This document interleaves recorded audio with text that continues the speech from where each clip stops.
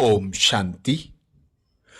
बाबा के यज्ञ का प्रकाश पुंज कहो, प्रकाश स्तंभ कहो या प्रकाश मणि कहो, ऐसी दादी प्रकाश मणि जिन्होंने बाबा के यज्ञ को देश विदेश तक चारों ओर फैला दिया, ऐसी दादी की जीवन कहानी विशेष रही। दादी को ज्ञान में आने के पहले ही श्री कृष्ण का साक्षात्कार हुआ। ऐसी दादी की कहानी जिसमें हमें अनेक शिक्षाएं मिलती हैं, त्याग तपस्या का ज्ञान प्राप्त होता है।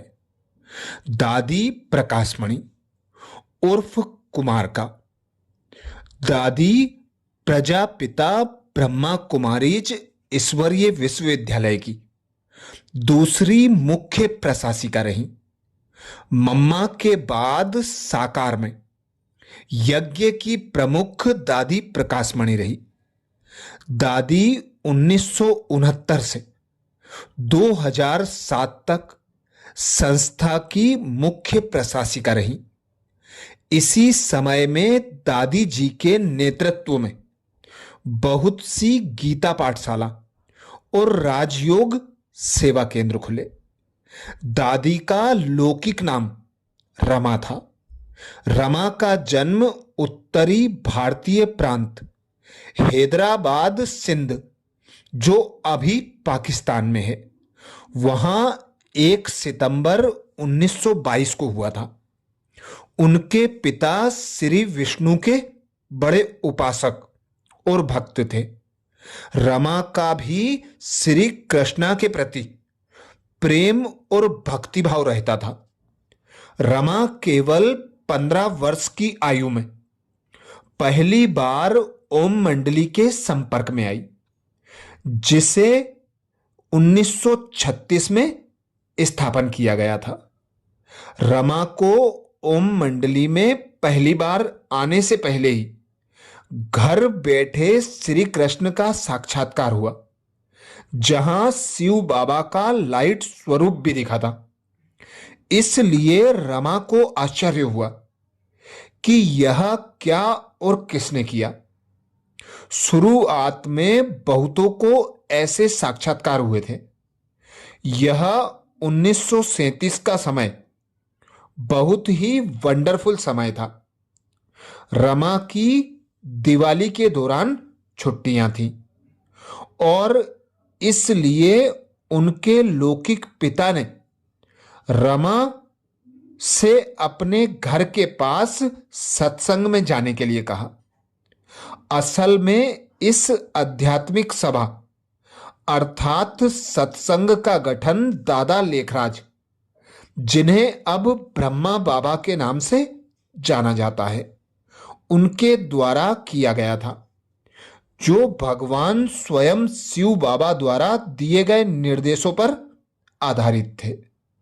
इसे ओम मंडली के नाम से जाना जाता था। पहले दिन ही जब मैं बाप दादा से मिली, दादी कहती, पहले दिन ही जब मैं बाप दादा से मिली और दृष्टि ली तो एक अलग ही दिव्य अनुभव हुआ। दादी प्रकाशमणि जी, उन्होंने एक विशाल शाही बगीचे में श्री कृष्ण का दृश्य देखा। दादा लेखराज अर्थात ब्रह्मा को देखते हुए उन्हें वही दृष्टि मिली। उसने तुरंत स्वीकार किया कि यह कोई मानव काम नहीं कर रहा है। उन्हीं दिनों में बाबा ने रमा का अर्थात रमा का नाम प्रकाशमणि रखा। तो ऐसे हुआ था दादी प्रकाशमणि जी का लौकिक जन्म। 1939 में पूरा ईश्वरीय परिवार अर्थात ओम मंडली कराची पाकिस्तान में जाकर बस गया। 12 साल की तपस्या के बाद मार्च 1950 में भारत के स्वतंत्र होने के बाद ओम मंडली माउंट आबू में आई, जो आज भी प्रजापिता ब्रह्मा कुमारीज का केंद्र स्थान है। 1952 से मधुबन माउंट आबू से पहली बार ईश्वरीय सेवा शुरू की गई। ब्रह्मा कुमारियां जगह जगह जाकर यह ज्ञान सुनाती और धारणा करवाती थी। दादी प्रकाश मणि भी यही सेवा में जाती थी। ज्यादातर दादी जी मुंबई में ही रहती थी। सन 1969 में प्रजापिता ब्रह्मा बाबा के अव्यक्त होने के बाद दीदी मनमोहिनी जी के साथ दादी प्रकाशमणि मधुबन से ही यज्ञ की संभाल करने लगी। जैसे कि प्रचलित है कि अव्यक्त होने से पहले ही ब्रह्मा बाबा ने दादी को यज्ञ की समस्त जिम्मेवारी दे दी थी। दादी के समर्थ नेतृत्व में संस्था वृद्धि को पाती गई और कई देशों में सहज रीति से राजयोग सेवा केंद्र खुले। 2007 तक यज्ञ का विस्तार हो गया। इन्हीं दिनों में दादी जी का शारीरिक स्वास्थ्य नीचे आने लगा।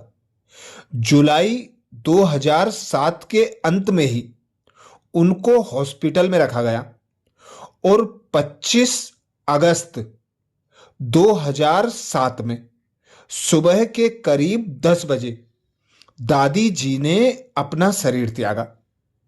दादी कुमारका की याद में मधुबन में प्रकाश स्तंभ बनाया गया, जिस पर दादी की दी हुई शिक्षाएं भी लिखी गई हैं। दादी का स्वभाव बहुत ही मधुर, सहनशील और सहकारी था। दादी अपना समय ईश्वरीय सेवाओं में व्यतीत करती थी और आध्यात्मिक संगोष्ठियों में भाग लेने, व्याख्यान देने, राजयोग सेवा केंद्र खोलने और यहां तक कि मधुबन में आने वालों के लिए भोजन तैयार करने में भी मदद करने जैसी यज्ञ की सभी सेवा करती थी। सभी को एक मां, एक मार्गदर्शक और एक प्रिय मित्र के रूप में दादी से प्यार रहता था।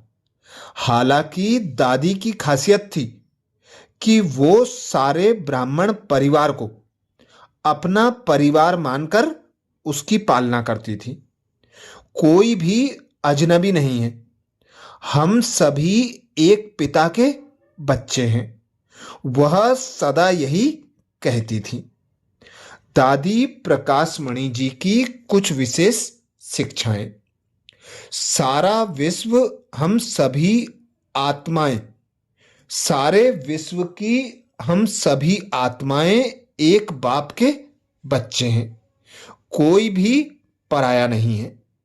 जैसे एक परिवार में होता है, इस संगठन का आधार प्रेम है और यह परिवार फलता फूलता है क्योंकि यह प्रेम और सम्मान के साथ पोषित होता है।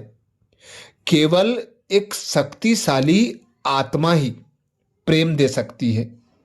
केवल एक शक्तिशाली आत्मा विनम्र होने का बल रखती है। अगर हम कमजोर हैं तो हम स्वार्थी हो जाते हैं। अगर हम खाली हैं, हम लेते हैं, लेकिन अगर हम भरे हुए हैं तो हम स्वचालित रूप से सभी को देते हैं।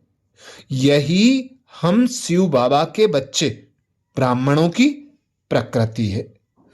अगर आप मानते हो कि आप सभी के हैं और एक ट्रस्टी के रूप में हर किसी की देखभाल करते हैं, तो आप श्रेष्ठ ईश्वरीय कार्य को करने में सक्षम हैं।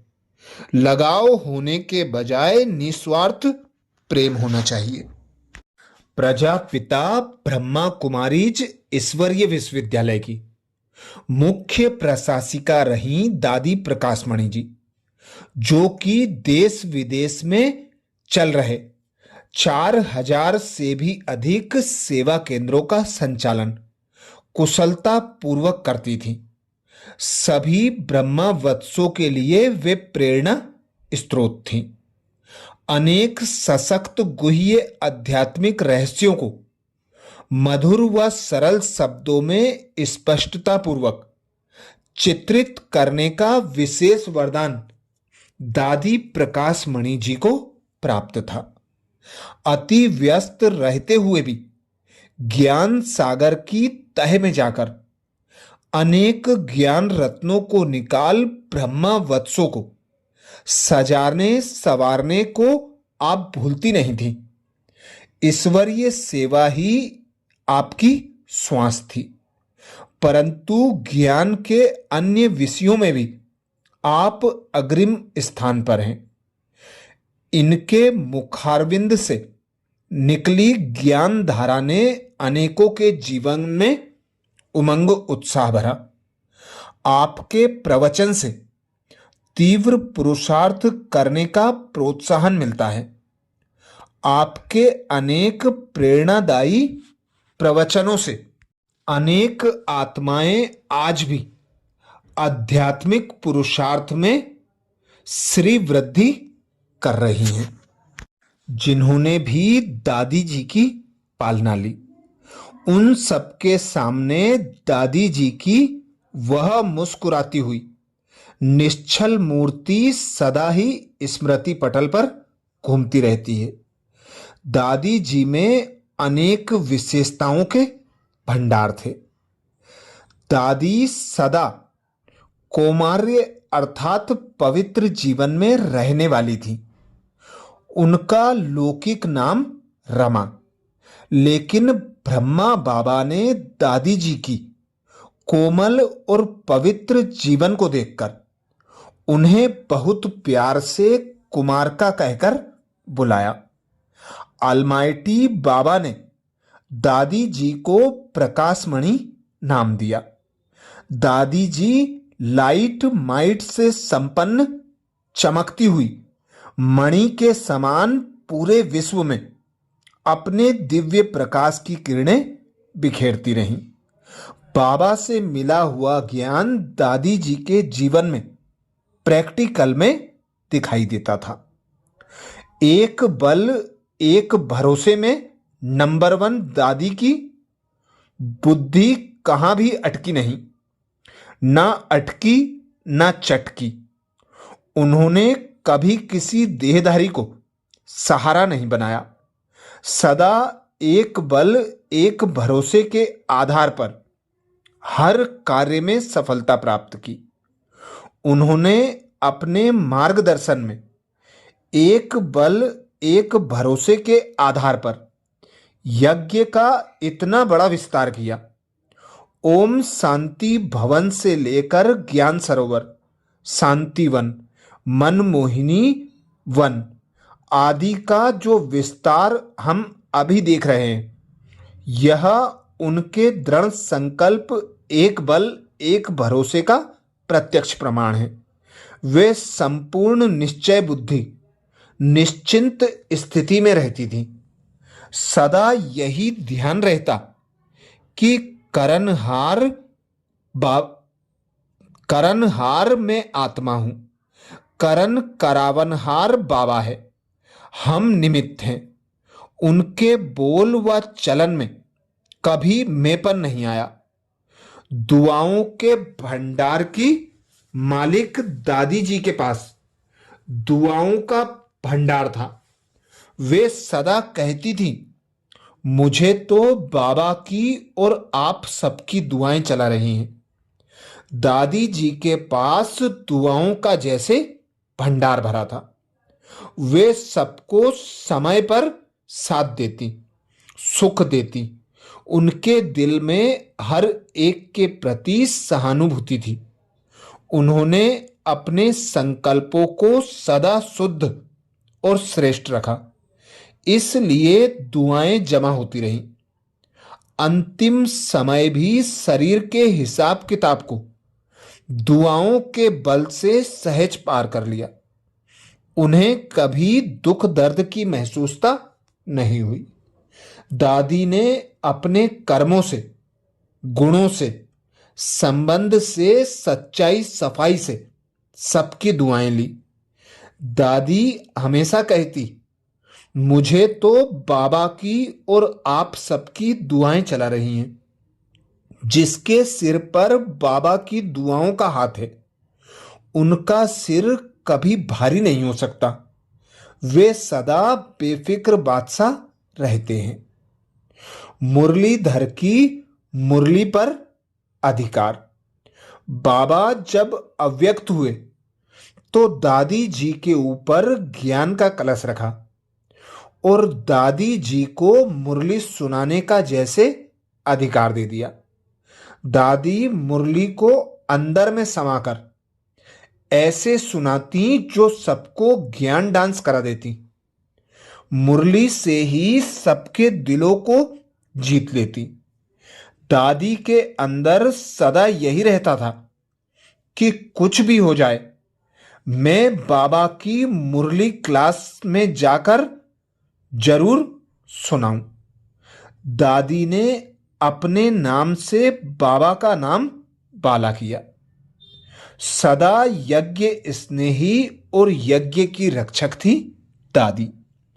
बाबा की, यज्ञ की व परिवार की कभी कोई निंदा करे, यह दादी सुन नहीं सकती थी।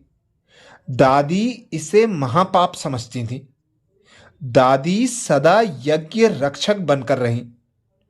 उनकी बुद्धि में सदा यही रहता कि यह यज्ञ हमारे यज्ञ पिता का है, इसकी हम सबको मिलकर संभाल करनी है। कोई भी ईश्वरीय नियम व मर्यादा का उल्लंघन कर यज्ञ की व यज्ञ पिता की कभी निंदा नहीं करानी है।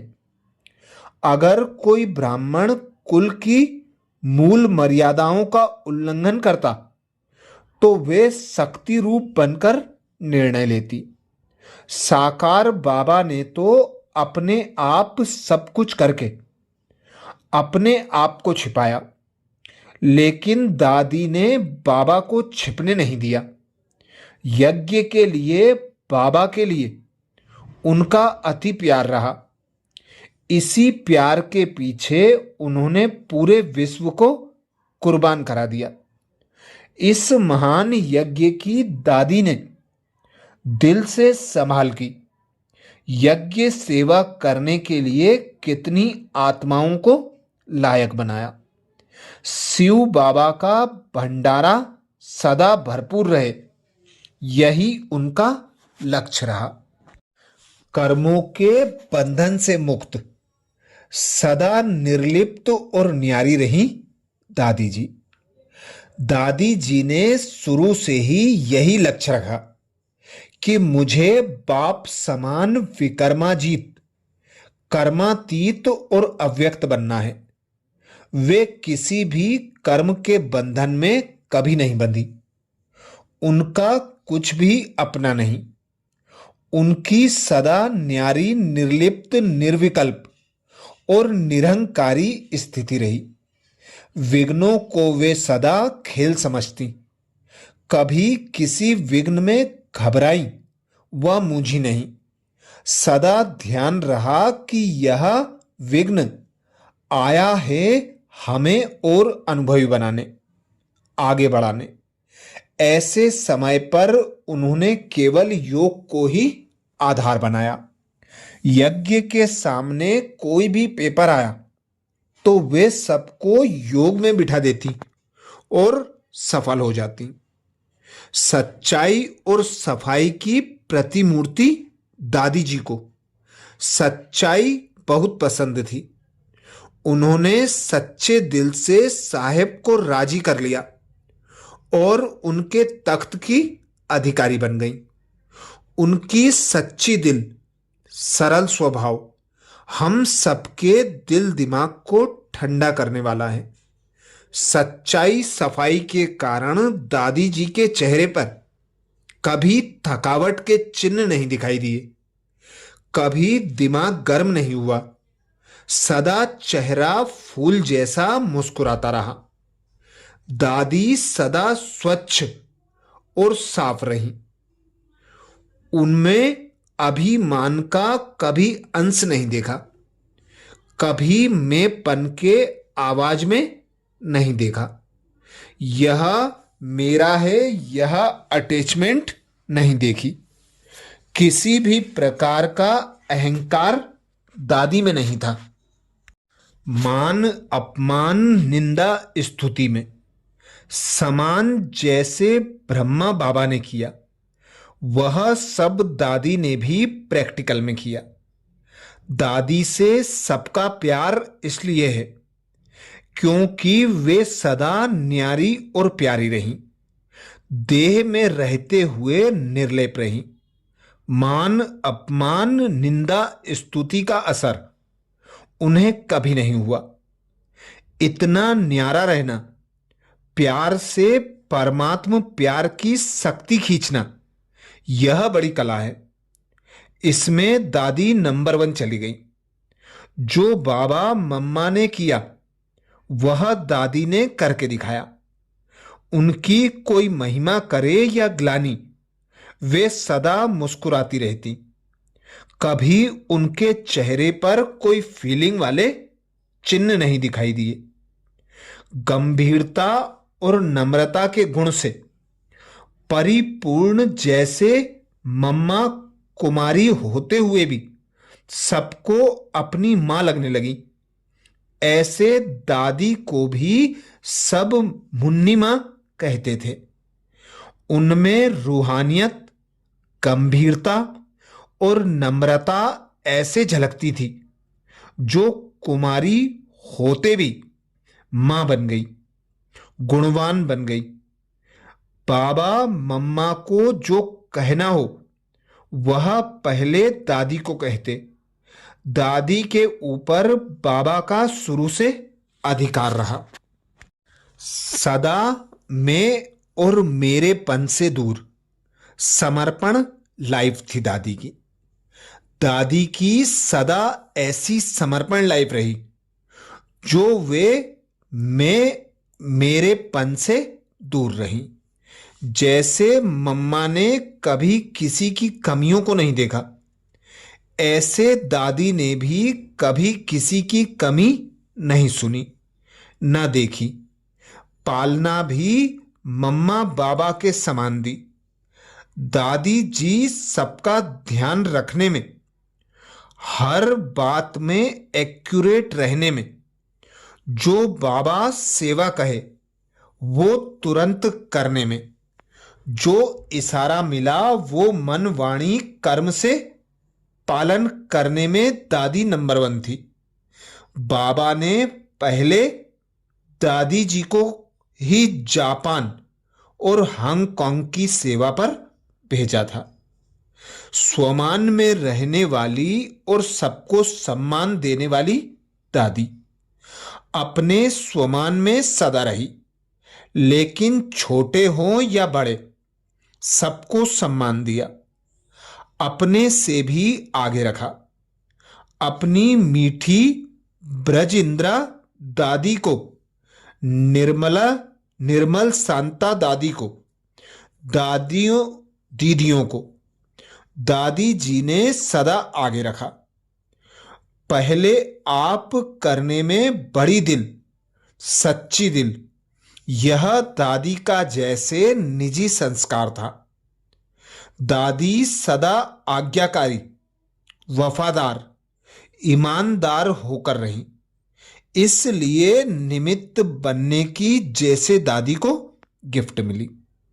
अच्छा, ऐसी दादी जी के और विशेष गुण विशेषताओं के लिए दादी की विशेष शिक्षाओं अर्थात प्रवचनों के लिए बाबा के चैनल को सब्सक्राइब करें।